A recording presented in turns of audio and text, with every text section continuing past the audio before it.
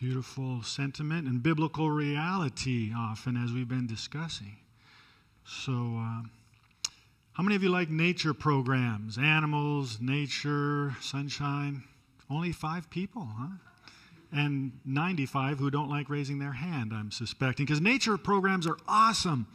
And this week, I tuned into one where they had built 2 ponds, watering holes, somewhere in Africa, so that they could film animals coming to the water holes and to learn how they cooperated with each other. How do you end up with lions and giraffes and all kinds of different creatures cooperating with one another so that they could all come to the water hole?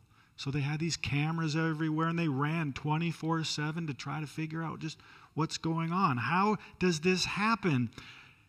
As it turns out, they each have their time of day to be, or night, to be at the watering hole. Early in the morning, shortly after the sun comes up, come the elephants, right? The big elephants, biggest land creature, land mammal on the planet. Elephants, number 1, first in the daytime. Right after that, or shortly after that, come the Cape buffaloes. Now, Cape buffaloes they get pretty underrated, but they can do some serious damage. And so then come the Cape buffaloes, and then another animal, and then another group of animals, all the way up to the hottest time of the day, the middle of the day. Who do you think gets that time slot? What do you think? Not a person. What creature do you suspect might get that time slot? Warthogs. Warthogs, the bottom of the food chain, so to speak. Warthogs. A warthog has to be the ugliest creature that I've seen on the face of the planet. There's some weird-looking animals, but the warthog could take the cake. Its face is full of bumps and teeth sticking out of various places, and it's such a hard face that the animal uses its own face as a shovel to dig stuff out of the ground. These are ugly creatures, and they get the hottest time of the day to come to the watering hole. Presumably so that none of the other animals have to look at them. Just a hunch. So nobody has to look at their ugliness. And because it's a miserable time of day to be at the watering hole. See, I saw this program shortly after last week when I preached about the woman at the well. So naturally, I imagined her as the warthog of society. The woman at the well, middle of the day, hottest time of the day, as the warthog of society, at least in her own town. And it made me wonder, maybe she was at the watering hole in the middle of the day, in the heat of the day, not just so that she could avoid others, but also because society said that she belonged there. They relegated that spot to the warthog of their town. One of the unwritten, unspoken rules that everyone knew, including and especially God. That's the way it should go. The pecking order, the hierarchy, physically we don't know what she looked like, but we know that her lifestyle was full of failure and obvious sin by the rules of society. So we don't like to look at that. We don't like to know about it. She gets the middle of the day. But is that how God sees it? No. That is not how God sees it. The majority of Jesus' time while he walked around on earth during his ministry was it spent with the high and lofty people, the best looking, the wealthiest? Was the majority of time spent with them? Or was it spent with the opposite end of the spectrum, the bottom of that hierarchical, societal management? Top or bottom? Bottom. He spent most of the stories we know in Scripture, he's with the dregs of society, so to speak. So when he comes to the town, he clearly challenges the societal rule of order by paying attention to the woman at the well. He did not bypass her sin, but most interestingly, he didn't focus on it either, did he? It was mentioned, it was brought up, but he didn't focus on her behavior. He didn't say, hey, you need to change that. I know about this, and it needs to stop right here and now. Then we'll have a baptism, and then you'll be following me. No, he just moved on to what I believe was more of the root of the fruit of her sin. He addressed the issues of belonging and value. Belonging and value that contributed to them, in my belief. She was a person, was she not, who was created in the image of God, as it said plainly in the writings that the Samaritans held to. They believed in the first 5 books, the books of Moses. It said, man created in the image of God. She read those words, and yet she shared the position of the hog in her society. Looked down upon, and she accepted that in her reaction. So it's easy for me to imagine the unspoken questions of her heart had to do with belonging and value. Belong. Did she belong? Did she value? Do I matter? Does God see me? Does he hear my prayers? Does he care? Does he want to be with me? Nobody else does. Does he want to be with me? Does my Creator want to be with me? And what's the answer? Does Jesus tell her, hey, I want to be with you. You belong with me. Do you see those words? No. You got to look between the lines. Because I believe that it is by his very presence with her, engaging her in the conversation, that her answer comes. I see you. I hear what you're saying. I care about you. You matter. I know you, and I still want to be with you. That's all over. You read that passage, and it's not spelled out in words, but in the reality that the Messiah, the creator of the universe, whose image she is made in, wants to be with her. Knows her sin, knows her past, and was with her, speaking to her, and listening to what she has to say. I see you. I care about you. I know you, and I still want to be with you. That's communion, isn't it? Think about it. That's communion. I want to be with you. And in the series we've covered in the last quarter, there's Mary, Martha, Simon, the woman at the well. All sinned greatly. All experienced that communion. Mind with mind, heart to heart with their Creator. Said, I know you, and I still want to be with you.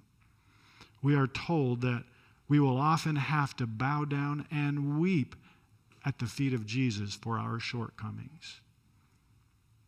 That's part of the human condition, the condition we find ourselves in. And yet, Jesus still says, I want to be with you. You failed, you fell, you slipped. You hurt me, you hurt yourself, you hurt others. I won't bypass it. It's true. But don't run away from me, because I want to be with you.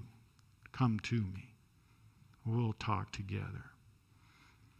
communion service is an encapsulation of that reality. God's saying, I know you slipped. I know you fell. You got off the trail. You said you'd walk and follow me. You wouldn't lose your temper anymore. You wouldn't watch whatever anymore. You wouldn't lie. You wouldn't steal. You wouldn't defile the temple of the Holy Spirit. But here we are. Don't deny it. You look to me because I want to be with you. The communion service is a new start, getting back on the trail toward heaven. There is the foot washing service called the Ordinance of Humility, where we serve one another. We have already during this week examined our hearts, our thoughts, our minds, our experiences, talked to God. And then we experience that little mini baptism, so to speak, of washing away the dust, because I'm sure all of our feet are clean and tidy. But symbolically, it's removing the dust from getting off the path. The spiritual dust, the failures, reminding us that we have done so, but focusing on our place with God, that He wants to be with us, and we want to be with Him. Communion service is a reminder to us of what He's done for us. He lived, bled, died, resurrected for us, and now intercedes on our behalf as we try to walk these roads toward heaven. And yet all the while we are His, created in His image. Though we may feel like swine occasionally, fail like, but yet we have hope. And this service He offers to us as emblems, as symbols, as refreshment for our weary souls as we walk these roads. This past week we were in western Nebraska, almost to the Colorado border, well, near Ogallala. And we're there to do a funeral for somebody who'd lived a good life in many ways once he was converted. But funeral was in a town where this old farmer was born and raised and wild as those locals knew. Many of them atheists now. And so here I'm doing a funeral, knowing there's a mix in that crowd. And I acknowledged in it that, how many of you known him since he was a kid? And that there was a drastic change in his life. And there was some smirking and some laughter in the congregation. And then I began to bring out the things that he had done sacrificially for others. And I opened it up for other people to mention, oh yeah, he did this for me, and he did that for me. And it was clear he had experienced a communion like we talk about with God. It was clear and it was evident. And as good as he lived, his daughter got involved, married to somebody who was an abusive person. And they were not going to be married anymore at one point. And he got a glimpse of that ex-son-in-law before he was a son-in-law, and he tried to run him down with his pickup truck on foot. I'm not saying he was trying to crash into his car. I'm saying he was going to run him over. Now that's something that I believe that he since repented of. Dear God, forgive me for trying to kill my son-in-law. And I believe God forgave him. And thankfully, he didn't kill his son-in-law. But the point being, we can walk with God and do right and tell the truth and be kind to others and loving and pay tithes and offerings and do all kinds of good things. And then boom, we get caught off guard. And I didn't think I'd ever say that again. Say that word or do that thing or lose my temper or do whatever it may be. And the devil's right there saying, see, you're not a saint. You don't.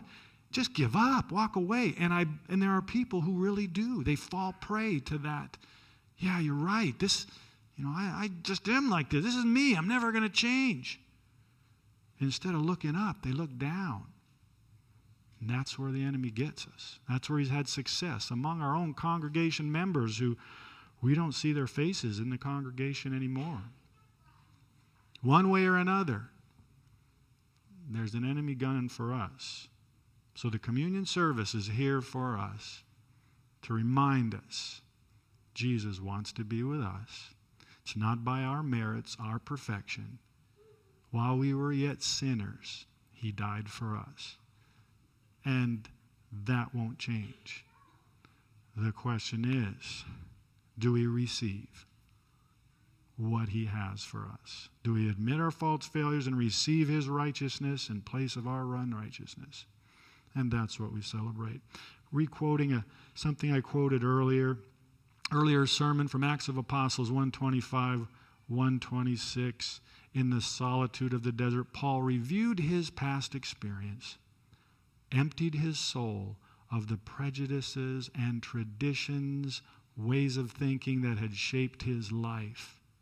Jesus communed with him and established him in the faith. When the mind of man is brought into communion with the mind of God, the finite with the infinite, the effect on body, mind, and soul is beyond estimate.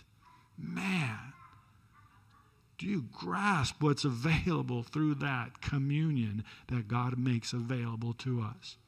And this service, but a brief taste, reminder. He wants to be with us.